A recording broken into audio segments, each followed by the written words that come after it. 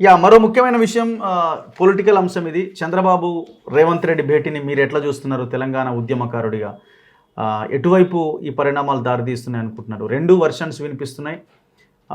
సరే, కేసీఆర్ ఇంతవరకు అయితే దీని మీద ఏమి ఆయన మాట మాత్రం కూడా ఏం మాట్లాడలేదు. మరి ఆయనకు సందు దొరకలేదని మాట్లాడలేదా ఒకటి. రెండోది, ఈ 5 గ్రామాలని వెనక్కి ఇవ్వడము, లేకపోతే కమిటీలు వేయడం, 2 కమిటీలు, ఇవన్నీ కొంత మంచి వాతావరణంలో జరిగినాయి, 2 రాష్ట్రాల సంక్షేమం కోసం, బాగు కోసం, డెవలప్మెంట్ కోసం జరిగినాయి అన్నది గవర్నమెంట్ వైపు నుంచి వాళ్ళు చెప్పుకుంటున్నమాట. మీకు ఎట్లా అనిపించింది? ఇప్పుడు ఇదంతా కూడా ఒక హిడెన్ ఎజెండాలో భాగంగా ఒక ఏర్పాటు చేసుకున్నటువంటి ఒక సినిమా షూటింగ్ అది. అన్ని వెల్ ప్లాన్డ్ అది. దానికి డైరెక్టర్ ఉన్నారు, అంటే దర్శకులు ఉన్నారు, నిర్మాతలు ఉన్నారు, వీళ్ళేమో హీరో హీరోయిన్లు అనలేం కానీ ఇద్దరు హీరోలే వాళ్ళు. వాడు వీళ్ళు విలన్ ఎవడో తెలియదు, హీరో ఎవడో తెలియదు. ఇప్పుడు చంద్రబాబు హీరో అందామా? డైరెక్టర్ ఎవరు ఉంటారు? అమిత్ షా. అమిత్ షానే, ఇంకెవడున్నాడు?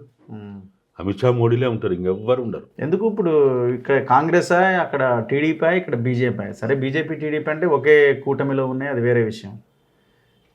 ఏముంటుంది అంటే అసలు ఏమై ఉంటుంది? హిడెన్ ఎజెండా మీన్స్ వాళ్ళు ఇప్పుడు అక్కడ రాష్ట్రం కోసం చర్చ జరగలేదని అంటారా మీరు? ఏం జరిగింది? ఇది మన ఈ 7 మండలాల 5 ఊర్లకు సంబంధించిన విషయంలో చర్చ అంటున్నారు. ఈ 2 కమిటీలు వేసిన కమిటీలు ఈ 9th and 10th షెడ్యూల్లో ఉన్న ఆస్తులు, వాటి విభజన, ఉద్యోగుల విభజన, వీటన్నింటి మీద చర్చ చేసిందని అంటున్నారు కదా. ఇవేం జరగలేదా? ఇప్పుడు ఇదే చంద్రబాబు నాయుడు 2014 నుంచి 19 దాకా ఆయన ముఖ్యమంత్రి. అప్పుడు కూడా చంద్రశేఖరరావు, చంద్రబాబు నాయుడు సమావేశాలు జరిపిండ్రు. అప్పుడు కూడా అధికారులతో కూడిన కమిటీలు వేసిండ్రు. ఇటువంటి కమిటీలు దాదాపుగా 10 సంవత్సరాల నుంచి దీని మీద నడుస్తూనే ఉన్నది. ఆడ కేఆర్ఎంబీలో చూసినాం మనము, గోదావరి నదీ జలాల మీద చూసినాము, ఇదే ఇక్కడే. ఇప్పుడు ఈయన ఏంటిది చంద్రబాబు నాయుడు ఇక్కడ 42 into 58% ప్రకారము వాటాలన్నీ కూడా మనకి సక్రమంగా చేరాలని అన్నాడు. ఇక్కడ అసెంబ్లీ నిర్వహించుకున్నాడు కదా 2014 తర్వాత. ఇదే అసెంబ్లీలో వేరే స్థలం నిర్వహించుకున్నాడు కదా, అన్నీ చేసుకున్నాడు కదా. వీళ్ళు ఉమ్మడి రాజధాని కోసం వాళ్ళకి ఇక్కడ అన్నీ కావాల్సినవన్నీ చేసుకున్నారు కదా. మరి అప్పుడు ఆ 5 ఏళ్లలో నువ్వు గడ్డి బీకినావా? నువ్వేం చేసినావు అసలు? పరిష్కారం కానీ ఇవి పరిష్కారమేనే, ఇవి పరిష్కారం కాలేదని ఎందుకు చెప్పలే ఇప్పటివరకు? ఇప్పటివరకు ఆ విషయాల మీద అధికారుల చేత నియమించబడిన కమిటీ ఎందుకు దీన్ని బహిర్గతం చేయలేదు? చెప్పాలి కదా. సరే, అదంతా అయిపోయింది. మీరు కూర్చోడానికి లవ్ లెటర్ రాసుకున్నారు. మీరిద్దరు లవ్ లెటర్ రాసుకున్నారు. కూర్చోడానికి మోడీని కలిసిండ్రు. మోడీని కలిసిన తర్వాత హైదరాబాద్ వచ్చిండ్రు. చక్క ఆ చీఫ్ సెక్రటరీ ఏర్పాట్లన్నీ చేసిండ్రు. అదంతా జరిగింది. అవునే, వచ్చిర్రు మీరు. 5 గంటల తర్వాత మీరు అక్కడికి వచ్చారు. మేమేం అడిగినాం? నీ సమావేశం మొత్తం కూడా ఇన్ కెమెరాలో జరగాలని అడిగినాం మేము. ఫస్ట్ డిమాండ్ ఏజెండా అంశాలు ప్రకటించాలి. రెండవది, ఈ సమావేశం మొత్తాన్ని వీడియో రికార్డింగ్ చేయాలి, వాయిస్ రికార్డింగ్ చేయాలని మేము అడిగినాం. ఎందుకు చేయరు మీరు? అంతర్జాతీయ సంస్థలు, వరల్డ్ బ్యాంక్ కానీ లేకపోతే అంతర్జాతీయ దేశాలు, 2 దేశాలు ఏదన్నా సమావేశాలు జరిగినప్పుడు కూడా వీడియో కెమెరాల్లో సమావేశాలు నిర్వహిస్తారు, బంధిస్తారు. ఇప్పుడు గత 10 ఏళ్లలో జరిగింది ఏందో తెలియకనే కదా మనంత పిచ్చోళ్ళు ఎక్కున్నాం. ఆ వీడియోలో ఉండుంటే, అవి పబ్లిక్ డొమైన్లో పెట్టుంటే, ఇవి అయినాయి, ఇవి కాలేదు, ఈ ఆర్టీసీలోకి ఇట్లా జరిగింది, ఈ స్టేట్ ఫైనాన్స్ కార్పొరేషన్ ఏపీఎస్ఎఫ్సి ఏదైతే ఉందో అది గిట్టుంది. అంటే ఇప్పుడు ఏదైనా కూడా లోపల మాట్లాడుకొని బయటకు వచ్చి ప్రెస్ మీట్ పెడితే గదే కదా మనకున్న ఎవిడెన్స్. ఏం నమ్ముతావు? ఎవరు నమ్ముతావు? ఈరోజు నమ్మేది ఉన్నదా? మనం చూస్తలేవా? దిక్కుమాలినోడు ఏ పార్టీతోడు గెలుస్తాడో, ఏ పార్టీ బీపా మీద గెలుస్తాడో, గెలిచిన తర్వాత ఏ పార్టీలో పోతాడో, పొద్దునోడు మాట్లాడి సాయంత్రం మనం చూడలేదు ఆవిడ పోచారం శ్రీనివాసరెడ్డిని. ఈయన రేవంత్ రెడ్డి ఆయన ఇంటికి ముందు రాకముందు ఆయన ఫామ్ హౌస్లో 4 గంటలు కూర్చొని ఆడ కోడి కూరలు, మేక కూరలు మేచి ఎవరు చంద్రశేఖరరావుకే భుజం తట్టి భరోసా ఇచ్చి, మనల్ని ఎవడేం చేస్తాడు, రేవంత్ రెడ్డి పీకుడు గాడు మన్ను మా చారమని మాట్లాడి తెల్లారు ఏం చేసిండదు లేదా? వీళ్ళని ఎవరు నమ్ముతాడన్నా? వీళ్ళని నమ్మితే మనం మోసపోతాం. ఓకే, వీళ్ళకి ఏమైనా విలువలు ఉన్నాయా? ఏం విలువలు ఉన్నాయా ఆడ?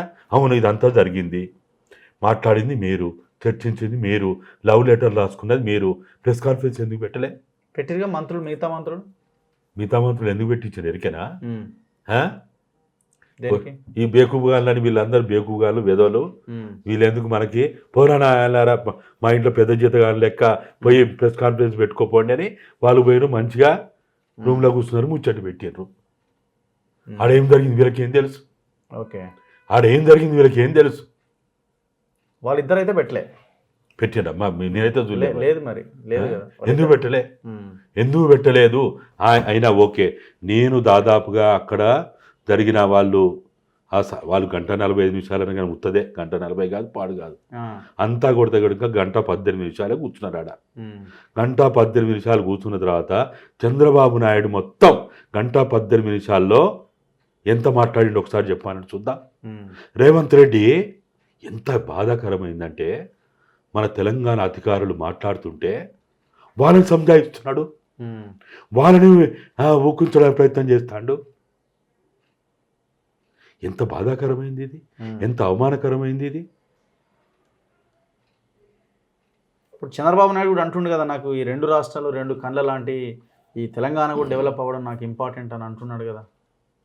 నేను మీటింగ్ తర్వాత ఆయన ఏమైనా మార్పు వచ్చింది అనిపించిందా మీకు? గతంలో చంద్రబాబుని మీరు పెద్ద ఎత్తున విమర్శించేవాళ్ళు కదా మీలాంటి వాళ్ళు. మేము పదే పదే చెప్తున్నాం, చంద్రబాబు నాయుడు ఆంధ్రప్రదేశ్ ముఖ్యమంత్రిగా ప్రమాణ స్వీకారం చేయమని చెప్పినాం, స్వీకారం చేసిన తర్వాత చెప్పినాం తెలంగాణకి చంద్రబాబు నాయుడు తోటి ప్రమాదం రాబోతున్నదని పదే పదే మన తొలి వెలుగు ద్వారా కూడా నేను 2-3 సందర్భాల్లో చెప్పిన.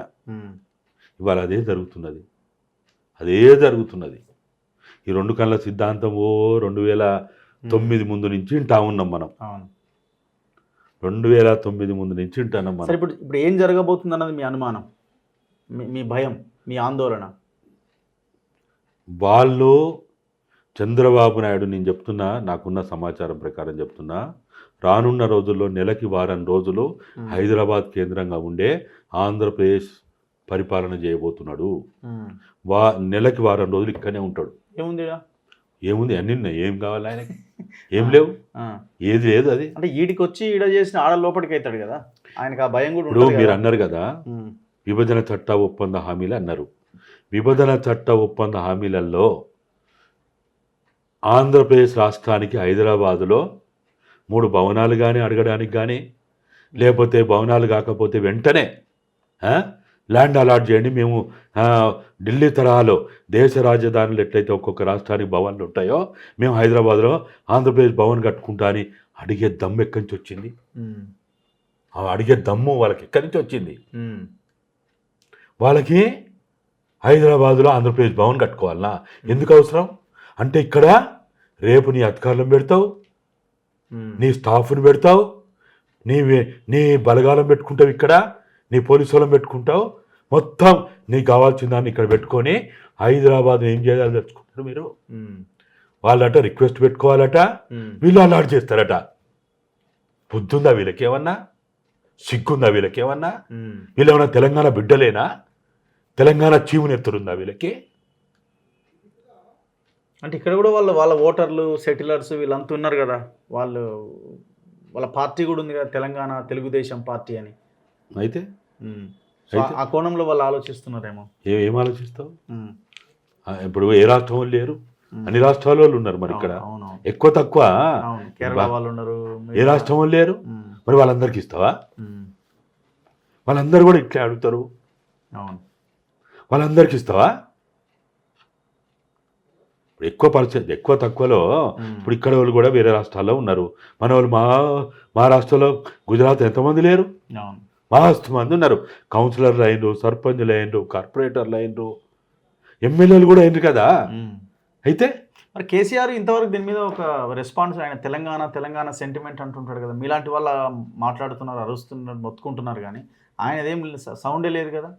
ఆయన మాట్లాడకపోతేనే తెలంగాణకు మంచి జరుగుతుంది. ఎవరు? కేసీఆర్ మాట్లాడతాడు అంతేనా? ఏం నోటితో మాట్లాడతాడు? సిగ్గుందా ఆయనకి ఏమన్నా మాట్లాడడానికి? నోటితోటి మాట్లాడతాడా? ముడితోటి మాట్లాడతాడా? దేనితోటి మాట్లాడతాడు ఆయన?